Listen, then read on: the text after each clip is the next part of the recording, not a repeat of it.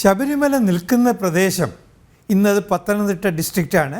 നേരത്തെ അത് കോട്ടയം ഡിസ്ട്രിക്റ്റിൻ്റെ ഭാഗമായിരുന്നു. ഇത് പണ്ട് പന്തളം ദേശവഴിയിൽപ്പെട്ടതാണ്. അപ്പോൾ പന്തളം ദേശവഴിയിൽപ്പെട്ടതായതുകൊണ്ട് തന്നെ അതിൻ്റെ ഉടമസ്ഥത എന്ന് പറയുന്നത് പന്തളം രാജാക്കന്മാർക്കാണ്. പന്തളം ദേശവഴിയുടെ ഏറ്റവും മുതിർന്ന അംഗത്തിനെയാണ് പന്തളം രാജാവ് എന്ന് പറയുന്നത്. ഒരു ചെറിയൊരു പ്രിൻസിപ്പാലിറ്റിയാണ്. കേരളത്തിലെ മറ്റ് നാടുകളുമായിട്ട് താരതമ്യപ്പെടുത്തുമ്പോൾ അവരുടെ കൈവശമുള്ള രാജ്യമൊക്കെ വളരെ ചെറുതാണ്, ചെറിയൊരു ദേശം. എങ്കിലും ജനങ്ങൾ അവരെ ബഹുമാനിച്ചിരുന്നു, പ്രത്യേകിച്ച് പന്തളത്തുകാർ. പക്ഷേ പന്തളം ഒരു യുദ്ധഭൂമിയായിട്ടും മലയാളത്തിലെ പഴഞ്ചൊല്ലുകളിലൊക്കെ പരാമർശിക്കപ്പെട്ടിരുന്നു. പടപേടിച്ച് പന്തളത്ത് ചെല്ലുമ്പോൾ പന്തവും കൊളുത്തിപ്പട എന്ന് പറയുന്നൊരു പഴഞ്ചൊല്ല് വളരെ പ്രശസ്തമാണ്. ഇപ്പോൾ ഒരു അസ്വസ്ഥതയുടെ മേഖലയായിട്ടും മറ്റുമൊക്കെ പന്തളത്തെ ചിത്രീകരിച്ചിരുന്നു. വാസ്തവത്തിൽ അസ്വസ്ഥത പന്തളത്തെ ആ ജനങ്ങൾ ഉണ്ടാക്കിയതല്ല. ഈ പന്തളം എന്ന് പറയുന്ന രാജ്യം കൂടെ സഹ്യപർവ്വതത്തിന് അപ്പുറത്ത് നിന്നുള്ള കൊള്ളക്കാരുടെ ആക്രമണങ്ങൾക്ക് ഉണ്ടാകാറുണ്ട്. ആ സഹ്യപർവ്വതത്തിൻ്റെ പുറത്തു നിന്ന് വരുന്ന കൊള്ള സംഘങ്ങൾ പന്തളം കൊള്ളയടിക്കുന്നത് കൊണ്ടാണ് ഈ പന്തളത്ത് കൂടെ പടയുണ്ടാകുന്നത്.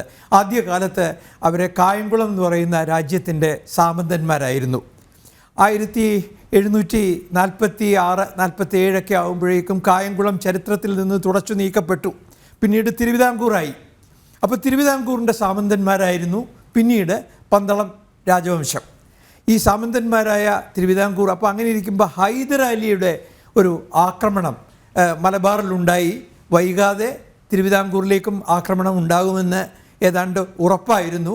ആ സന്ദർഭങ്ങളിൽ അതിനെ പ്രതിരോധിക്കാനായിട്ട് തിരുവിതാംകൂറിലെ ഭരണാധികാരികൾ ഒരു സൈനിക സജ്ജീകരണം നടത്തുകയാണ്. ആ സജ്ജീകരണത്തിന് അന്ന് സ്വതന്ത്രമായി കരം പിരിക്കുവാൻ അവകാശമുണ്ടായിരുന്ന പന്തളം രാജകുടുംബത്തോട് ഒരു 2 ലക്ഷം രൂപ തരണം എന്നാവശ്യപ്പെട്ടു. രാജവംശത്തിന് ഈ 2 ലക്ഷം രൂപ കൊടുക്കുവാൻ നിവൃത്തിയില്ല. കാരണം രാജകുടുംബത്തിൻ്റെ കയ്യിലില്ല.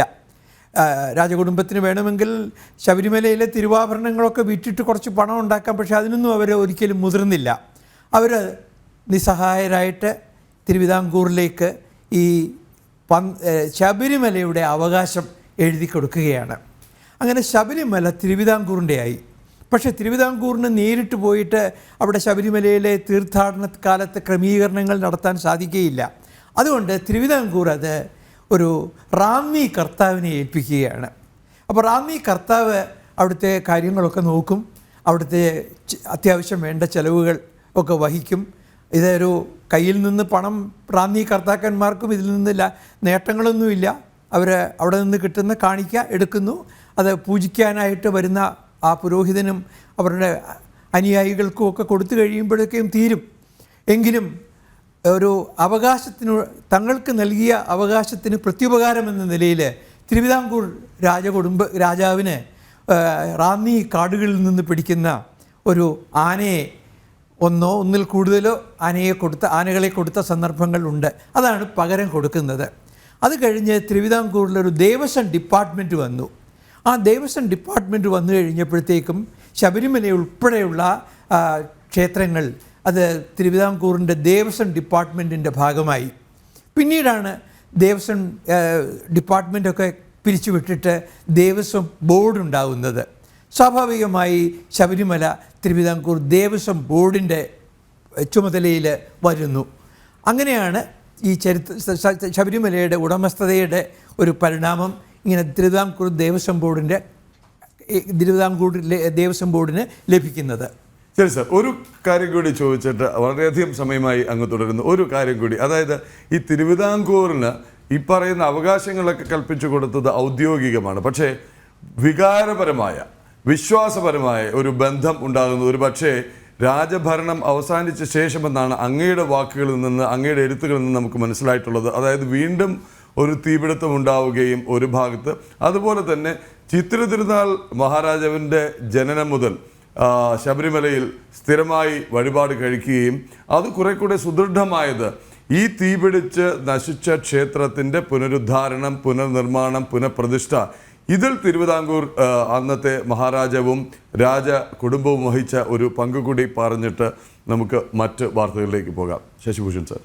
തിരുവിതാംകൂർ രാജകുടുംബത്തിന് ശബരിമലയോട് വൈകാരികമായി തന്നെ ഒരു ബന്ധമുണ്ട്. തിരുവിതാംകൂർ രാജകുടുംബം എന്ന് പറയുമ്പോൾ ഇന്നത്തെ തിരുവിതാംകൂർ രാജകുടുംബം മാവേലിക്കരയിൽ നിന്ന് ദത്ത് വഴി രാജകുടുംബത്തിലേക്ക് എത്തപ്പെട്ടവരാണ്. ശരിക്കും അവരുടെ പൂർവ്വദേശം എന്ന് പറയുന്നത് കണ്ണൂരാണ്. കണ്ണൂരിലെ കോലത്തിരിമാരുടെ അതിലെ ചെങ്ങ എന്ന് പറയുന്ന ശാഖ, ചെങ്ങ എന്ന് പറയുന്ന രാജകുടുംബ ശാഖ, ആ ചെങ്ങയാണ് മാവേലിക്കരയിൽ വരുന്നത്. ആ മാവേലിക്കരയിലെ രാജകുടുംബം അത് രാജാ രവിവർമ്മയുടെ പേരക്കുട്ടികളെ ആയിട്ടുള്ള 2 പേരെ അങ്ങനെ തിരുവിതാംകൂറിലേക്ക് ദത്തെടുക്കുകയാണ്. ശ്രീമൂലം തിരുനാൾ രാമവർമ്മ ഭരണാധികാരി ആയിരിക്കുമ്പോൾ അദ്ദേഹത്തിൻ്റെ അനിയന്മാരൊക്കെ 2-3 പേര് അന്ന് ഉണ്ട്, 3 അനിയന്മാരുണ്ട്.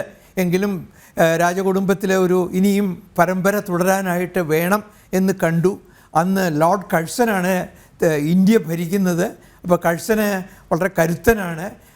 പക്ഷേ രാജാ രവിവർമ്മയോട് വളരെ അടുപ്പമാണ്, ബഹുമാനമാണ്. അതുകൊണ്ട് രാജാ രവിവർമ്മയുടെ പേരക്കുട്ടികളെ നിർദ്ദേശിക്കുകയാണെങ്കിൽ കഴ്സൻ അംഗീകരിക്കും എന്ന് അന്നത്തെ ഒരു കോട്ടയം കേരളവർമ്മ വലിയ കോയിത്തമ്പുരാന്, എഴുത്തുകാരനും പ്രഭാഷകനും ഒക്കെ ആയിട്ടുള്ള കേരളവർമ്മ വലിയ കോയിത്തമ്പുരാന് ബോധ്യമുണ്ടായിരുന്നു. അദ്ദേഹത്തിൻ്റെയും കൂടി നിർദ്ദേശപ്രകാരമാണ് ഈ മാവേലിക്കര ശാഖയെ തിരുവിതാംകൂർ രാജകുടുംബത്തിലേക്ക് ദത്തെടുക്കുന്നത്. അപ്പം മാവേലിക്കരയും പന്തളവും തമ്മിൽ വലിയ ദൂരമില്ല. അപ്പം മാവേലിക്കരയും ശബരിമലയും തമ്മിലും വലിയ ദൂരമില്ല. അവരൊക്കെ ശബരിമല ഭക്തന്മാരാണ്. യഥാർത്ഥ ശബരിമല ഭക്തന്മാരായിരുന്നു തിരുവിതാംകൂർ രാജകുടുംബം. പ്രത്യേകിച്ച് ചിത്തിര തിരുനാൾ ബാലരാമവർമ്മയും ബാലരാമവർമ്മയുടെ അമ്മയായിട്ടുള്ള സേതു പാർവതിബായിയും ശബരിമല ഭക്ത തന്നെയാണ്. സേതു പാർവതിബായി അന്ന് അവിടെ ശബരിമല ദർശനം നടത്തിയിട്ടുണ്ട്. കാനന പാതയിൽ കൂടി സാഹസികമായിട്ട് സഞ്ചരിച്ചിട്ട് ശബരിമലയിൽ പോയിട്ട് ദർശനം നടത്തിയിട്ടുണ്ട്. ശബരിമലയിലെ തീപിടുത്തം ഉണ്ടായ സമയത്ത് രാജകുടുംബ അംഗങ്ങൾ ഭക്ഷണം കഴിച്ചുകൊണ്ടിരിക്കുമ്പോഴാണ് ഈ വാർത്ത എത്തിയത്. ഉടനെ തന്നെ ചിത്തിര തിരുനാളിൻ്റെ അമ്മ പറഞ്ഞു, ആഹാരം കഴിക്കുന്നതൊക്കെ നിർത്താൻ പറഞ്ഞു. ഇനി നമുക്ക് അടുത്ത കാര്യം ശബരിമലയുടെ കാര്യം എന്ന് പറഞ്ഞ് അവിടെ വെച്ച് ഭക്ഷണം പൂർത്തിയാക്കാതെ അവർ ഭക്ഷണ മേശയിൽ നിന്ന് പോയിട്ട് ആദ്യം ചെയ്തത് അവരുടെ കയ്യിൽ നേരത്തെ ഉണ്ടായിരുന്നു ശബരിമലയിലെ വിഗ്രഹത്തിൻ്റെ ഫോട്ടോ. ആ ഫോട്ടോ എടുക്കുകയും തിരുവിതാംകൂറിലെ അന്നത്തെ ദേവസ്വം ബോർഡ് പ്രസിഡൻറ്റിനെ അത് ഏൽപ്പിച്ചിട്ട് പറഞ്ഞു ഉടനെ തന്നെ പുതിയ വിഗ്രഹം ഉണ്ടാക്കണം എന്ന് പറയുകയും അങ്ങനെ പുതിയ വിഗ്രഹം ഉണ്ടാക്കാനായിട്ട് വാഴപ്പള്ളിയിലെ വിശ്വകർമ്മ സമുദായത്തിൽപ്പെട്ട ഒരു അംഗത്തിനെ, അദ്ദേഹമാണ് അന്നത്തെ ഏറ്റവും നല്ല ശില്പി, ആ ശില്പിയെ കൊണ്ട് ചങ്ങനാശ്ശേരിയിലെ ആ വാഴപ്പള്ളിയിലെ വിശ്വകർമ്മ കുടുംബമാണ് നാം ഇന്ന് കാണുന്ന ഈ വിഗ്രഹം ഉണ്ടാക്കിയത്. താഴമൺ തന്ത്രിയാണ് അന്ന്, അവർക്കാണ് പാരമ്പര്യമായിട്ട് തന്ത്രത്തിനുള്ള അവകാശം. അന്നത്തെ താഴമൺ തന്ത്രി വളരെ ഒരു പുരോഗാമിയാണ്. അതേസമയത്ത് ആചാരങ്ങളുടെ കാര്യത്തിൽ യാതൊരു വിട്ടുവീഴ്ചയും ചെയ്യില്ല. അദ്ദേഹം വ്രതാനുഷ്ഠാനങ്ങളിലൊക്കെ നടത്തി, വളരെ കൃത്യമായി നടത്തി അദ്ദേഹം ആണ് ഇന്ന് കാണുന്ന വിഗ്രഹം പ്രതിഷ്ഠിച്ചത്. ആ വിഗ്രഹ പ്രതിഷ്ഠയോടുകൂടി ശബരിമലയുടെ പ്രശസ്തി കേരളത്തിലും പുറത്തും കൂടുതൽ അതിന് പ്രചാരം ലഭിക്കുകയും ചെയ്തു. ശരി, ഒരൊറ്റ ചോദ്യം കൂടി. കാര്യം പ്രേക്ഷകർ ധാരാളമായി പ്രതികരിക്കുന്നുണ്ട്. ഒന്ന്, അങ്ങയുടെ ഓർമ്മകൾ കണ്ട് ചെറുപ്പകാലത്ത് ദർശനം നടത്തിയ, ശബരിമല തീർത്ഥാടനം നടത്തിയ ഓർമ്മകൾ പലരും പറയുന്നുണ്ട്. P Muraleedharan, PRP Kurup sir തുടങ്ങിയവർ. ഒട്ടനവധി അനവധി പേർ അങ്ങയ്ക്ക് നമസ്തേയും സ്വാമി ശരണവും ഒക്കെ പറയുന്നുണ്ട്. ഒരു ചെറിയ സംശയം കൂടി പെട്ടെന്ന് 2 മിനിറ്റിൽ. ധർമ്മശാസ്താവിൻ്റെ പുനരവതാരമാണോ അയ്യപ്പൻ എന്നൊന്ന് ചോദിക്കുമ്പോൾ സ്കന്ദപുരാണത്തിൽ ധർമ്മശാസ്താവിനെ കുറിച്ച് പറയുന്നുണ്ട്. പ്രകാശൻ വേൽക്കുട്ടി എന്ന് പറയുന്ന നമ്മുടെ സ്ഥിരം പ്രേക്ഷകൻ്റെ ചോദ്യമാണ്. അതുകൂടി ഒന്ന് പറഞ്ഞാൽ. ശാസ്താവും അയ്യപ്പനും ഒന്നാണ്. ഞാൻ ഒന്നുകൂടി വിശദമാക്കാം. തിരുവല്ല കോപ്പർ പ്ലേറ്റ്സിൽ അയ്യപ്പൻ ശാസ്താവ് എന്നാണ് പറയുന്നത്. കന്യാകുമാരി ജില്ലയിലെ ഗുഹാനാഥ സ്വാമി ക്ഷേത്രത്തിലെ അയ്യപ്പൻ വേദിയ ചാത്തൻ എന്ന് പറഞ്ഞാൽ തമിഴിൽ എഴുതുമ്പോൾ ശാസ്താവ്, സംസ്കൃതത്തിൽ എഴുതുമ്പോൾ ശാസ്താവ്, തമിഴിൽ എഴുതുമ്പോൾ ചാത്തൻ. അപ്പോൾ വേദിയ ചാത്തൻ, അതായത് വൈദിക വിധി പ്രകാരമുള്ള ശാസ്താവും അയ്യപ്പനും ഒന്ന് തന്നെയാണ്. എന്നാൽ തമിഴ്നാട്ടിൽ വടക്കൻ ആർക്കാട്ടിലും തെക്കൻ ആർക്കാട്ടിലും കടലൂർ ഉള്ള ജില്ലകളിൽ അനവധി അയ്യനാർ ക്ഷേത്രങ്ങളുണ്ട്. ഈ അയ്യനാർ എന്ന് പറയുന്ന ക്ഷേത്രത്തിലെ അയ്യനാർ എന്ന് പറയുന്നത് പൂർണ്ണയെന്നും പുഷ്കലയെന്നും അവർ പറയുന്നത് പൂർണ്ണ പുക്കല എന്നിങ്ങനെയുള്ള രണ്ട് പത്നിമാരോടൊപ്പം ഉപവിഷ്ടനായിരിക്കുന്ന അയ്യനാറിനെയാണ് അവിടുത്തെ ക്ഷേത്രങ്ങളിൽ പ്രതിഷ്ഠിച്ചിട്ടുള്ളത്. ഞാൻ അവിടെ വന്യർ എന്ന് പറയുന്ന സമുദായത്തിൽപ്പെട്ടവരുടെ കുലദൈവമാണ്. ഈ വന്യർ എന്ന് പറയുന്നത് പഴയ ചോള ആർമിയിലെ മുൻനിര യോദ്ധാക്കളായിരുന്നു. അതുകൊണ്ട് അയ്യപ്പനും ശാസ്താവും ഒന്ന് തന്നെയാണ്. എന്നാൽ മണികണ്ഠനാണ് പന്തള രാജകുമാരൻ. ഈ മണികണ്ഠനും പിന്നീടുണ്ടാവുന്നതാണ്. ഒരു 11-ാം നൂറ്റാണ്ടിൽ അല്ലെങ്കിൽ 12-ാം നൂറ്റാണ്ടിലാണ് മണികണ്ഠ ശാസ്താവിൻ്റെ ജനനം, ജീവിത ദൗത്യം. അപ്പോൾ ശാസ്താവും അയ്യപ്പനും ഒന്ന് തന്നെയാണ്. ഈ ശാസ്താവിനെ തന്നെയാണ് ഉത്തരേന്ത്യയിലെ രേവന്ത എന്ന് പറഞ്ഞിരുന്നത്. രേവന്തയെ പറ്റി ഏൻഷ്യൻറ്റ് ബ്രാഹ്മി ഇൻസ്ക്രിപ്ഷൻസ് ഉണ്ട്. എന്ന് മാത്രമല്ല, അത് ഡോക്ടർ ആസ്കോ പർപ്പോള എന്ന് പറയുന്ന അതിപ്രഗത്ഭനായ ആർക്കിയോളജിസ്റ്റ്, ലിംഗ്വിസ്റ്റ്, അദ്ദേഹം ഹെൽസിങ്കിയിൽ ജീവിച്ചിരിപ്പുണ്ട്. വലിയ തമിഴ് പണ്ഡിതനാണ് അദ്ദേഹം. എഴുതിയ പുസ്തകത്തിൽ അദ്ദേഹം പറയുന്നത് അയ്യനാർ എന്ന് പറയുന്നത് അല്ലെങ്കിൽ അയ്യപ്പൻ എന്ന് പറയുന്നത് ഒരു ദ്രാവിഡ ദേവതയായിട്ട് ചിലർ തെറ്റിദ്ധരിക്കും. അങ്ങനെയല്ല, അത് വ്രാത്യന്മാരെന്ന് പറയുന്ന ആര്യ വിഭാഗത്തിൽ തന്നെ, ഇൻഡോ ആര്യൻ വിഭാഗത്തിലുള്ള അല്ലെങ്കിൽ നരവംശാസ്ത്രത്തിൻ്റെ ഭാഷയിൽ പറഞ്ഞ കോക്കസോയിഡുകൾ, ആ ഇൻഡോ ആര്യൻ വിഭാഗത്തിൽപ്പെട്ട വ്രാത്യാസിൻ്റെ, അവർ നോൺ വേദിക് ആര്യൻസ് എന്നാണ് ആസ്കോ പർപ്പോള പറയുന്നത്. അവരുടെ ഒരു ദേവതയായിട്ടാണ് ആദ്യമായിട്ട് അയ്യപ്പൻ പ്രത്യക്ഷപ്പെട്ടതെന്നാണ് പറയുന്നത്. തമിഴ്നാട്ടിലെ ആർക്കിയോളജി ഡിപ്പാർട്ട്മെൻറ്റാണ് ഡോക്ടർ ആസ്കോ പർപ്പോളയുടെ പുസ്തകം പ്രസിദ്ധീകരിച്ചിരിക്കുന്നത്. ആ പുസ്തകത്തിൻ്റെ പേര് വളരെ വിചിത്രമാണ്. ആൻ ആർഗ്യുമെൻറ്റ്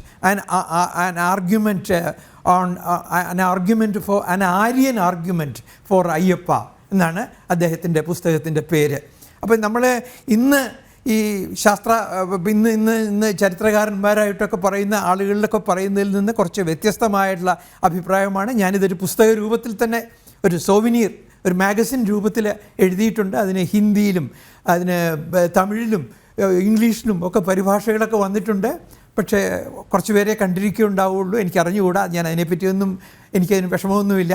പക്ഷേ എനിക്ക് വീണ്ടും പറയാനുള്ളത്, നൂറ്റാണ്ടുകളായിട്ട് ഇന്ത്യയിലെ ഒരു ഈശ്വര സങ്കല്പമാണ്, ദേവതാ സങ്കല്പമാണ്. അത് ശാസിക്കുന്നയാൾ, ആചാര്യൻ, the holy teacher, the divine teacher എന്നൊക്കെ വേണമെങ്കിൽ പരിഭാഷപ്പെടുത്താവുന്ന ഒരു ദേവതാ സങ്കല്പമാണ് ശാസ്താവ്. അതുതന്നെയാണ് അയ്യപ്പൻ. ആ ശാസ്താവിൻ്റെയും അയ്യപ്പൻ്റെയും പിൽക്കാലത്തെ ഒരു ഭക്തനാണ് പന്തള രാജകുമാരനായ മണികണ്ഠൻ.